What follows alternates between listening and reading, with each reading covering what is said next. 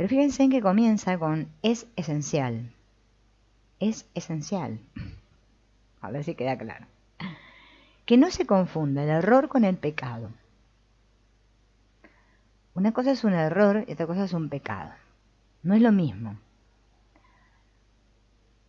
La palabra pecado significa cuando erramos en el blanco, ¿no? Cuando el curso, cuando erramos el tiro, ¿vieron? Por eso viene de ese origen, ¿no? De cuando se tiraban los tiros al blanco y se erraba, se pecaba. En realidad, el pecado en el curso de milagros significa creer que me he separado, o sea, es sinónimo de separación. Claro, nosotros tenemos muy instalada la palabra pecado como algo pecaminoso, como algo malo. Y esa idea es la que está enterrada en nuestras mentes. Por eso nosotros hemos, según dice el curso de milagros, fabricado este mundo. Nos hemos hecho cuerpos y por eso vivimos esta experiencia, ¿no? Solo por una creencia en la separación, en el pecado. Entonces es esencial que no se confunda el error con el pecado, ya que esta distinción es lo que hace que la salvación sea posible. Yo no puedo obtener la salvación, como me dice el curso, hasta que no haga esta distinción, este discernimiento entre error y pecado. Pues el error puede ser corregido y lo torcido enderezado, pero el pecado, de ser posible, sería irreversible. El pecado es la idea de que ya no hay solución, o sea que la mancha no se puede borrar. La creencia en el pecado está necesariamente basada en la firme convicción de que son las mentes y no los cuerpos los que atacan. ¿Ven? Pecado me dice que es la mente la que ataca, no el cuerpo. Y así la mente es culpable, y lo será siempre, a menos que una mente que no sea parte de ella pueda darle la absolución. Por eso esta idea que tenemos todos de que necesitamos otro ahí externo que me diga que yo soy bueno y que me apruebe. No sé si a ustedes les ha pasado, a mí me ha pasado millones de veces, ¿eh? Como esa duda de, ay, pero ¿seré yo o será el otro? ¿No?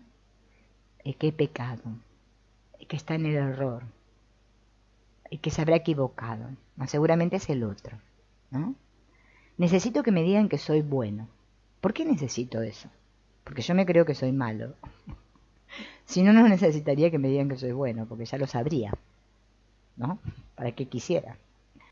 Y la idea de la absolución es esta idea que está instalada en nuestras mentes debido a la religión, en donde necesitamos un cura, un sacerdote que nos absuelva del pecado, nos diga, bueno, hijo, ve, ya has sido perdonado, ¿no? El pecado exige castigo, del mismo modo en que el error exige corrección. Si yo creo que he pecado, voy a creer que voy a ser castigado. Ahora, si yo sé que solo es un error, lo puedo corregir. Y la creencia de que el castigo es corrección es claramente una locura. Pero nosotros esto lo tenemos muy instaladito en la mente y creemos que si hemos cometido nos hemos equivocado, o sea que hemos pecado, tenemos que ser castigados. Porque, como digo siempre, la idea de la equivocación para el ego es la muerte. Equivocarme es terrible para el ego. O sea, es como un fracaso, lo vivo como una muerte. Es un equivalente a la muerte, ¿no?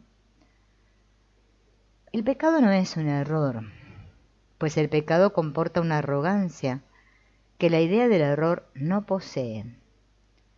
Pecar supondría violar la realidad y lograrlo. Por eso esta idea de separación es que es la creencia de que el ego nos contó de que nosotros lo logramos, que ahora nos separamos realmente de Dios, por eso ahora soy este cuerpo y estoy en un mundo y esto es muy real, ¿no? Pecar supondría entonces violar la realidad y lograrlo. El pecado es la proclamación de que el ataque es real y de que la culpabilidad está justificada. da por sentado que el Hijo de Dios es culpable y que por lo tanto ha conseguido perder su inocencia y también convertirse a sí mismo en algo que Dios no creó. De este modo la creación se ve como algo que no es eterno y la voluntad de Dios como susceptible de ser atacada y derrotada. El pecado es la gran ilusión que subyace a toda la grandiosidad del ego. Pues debido a él, Dios mismo cambia y se le priva de su plenitud. El Hijo de Dios puede estar equivocado, engañarse a sí mismo e incluso usar el poder de su mente contra sí mismo, pero no puede pecar. No puede hacer nada que en modo alguno altere su realidad o que haga que realmente sea culpable. Eso es lo que el pecado quiere hacer, pues ese es su propósito. Mas a pesar de toda la salvaje demencia inherente a la idea del pecado, este sigue siendo imposible, pues el costo del pecado es la muerte. ¿Y podría acaso perecer lo que es inmortal? O sea, yo para sentirme un pecador tengo que creer que soy este cuerpo, ¿no? Cada vez que yo creo que soy este cuerpo y que soy esta persona, obviamente me voy a sentir un pecador. Es inevitable. Para dejar de ser pecador, tengo que recordar que soy mente. Bien. Uno de los principales dogmas de la descabellada religión del ego es que el pecado no es un error, sino la verdad, y que la inocencia es la que pretende engañarnos. La pureza se considera arrogancia y la aceptación de nuestro ser como algo pecaminoso se percibe como santidad. Y es esta doctrina la que sustituye la realidad del Hijo de Dios, tal como su Padre lo creó y tal como dispuso que fuese para siempre. ¿Es esto humildad? ¿O es más bien un intento de desgajar a la creación de la verdad y de mantenerla aparte? El ego siempre considerará injustificable cualquier intento de reinterpretar el pecado como un error. La idea de pecado es absolutamente sacrosanta en su sistema de pensamiento y solo puede abordarse con respeto y temor reverente. Es el concepto más sagrado del sistema del ego, bello y poderoso, bello y poderoso, completamente cierto y protegido a toda costa por cada una de las defensas que el ego tiene a su disposición. Pues en el pecado radica su mejor defensa, a la que todas las demás sirven. El pecado es su armadura, su protección y el propósito fundamental de la relación especial, tal como el ego la interpreta. Puede ciertamente afirmarse que el ego edificó su mundo sobre el pecado. Exactamente. Por eso la idea de pecado, vení Morena, la idea de pecado es la idea de separación. Eso lo tengo que tener bien claro. Únicamente en un mundo así podría todo ser a la inversa. Esta es la extraña ilusión que hace que las nubes de la culpabilidad parezcan densas e impenetrables. La solidez que los cimientos de este mundo parecen tener descansa en ello.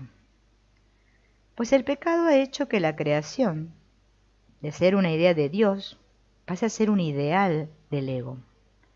Un mundo que él rige, compuesto de cuerpos inconscientes y capaces de caer presa de la corrupción y decadencia más absolutas.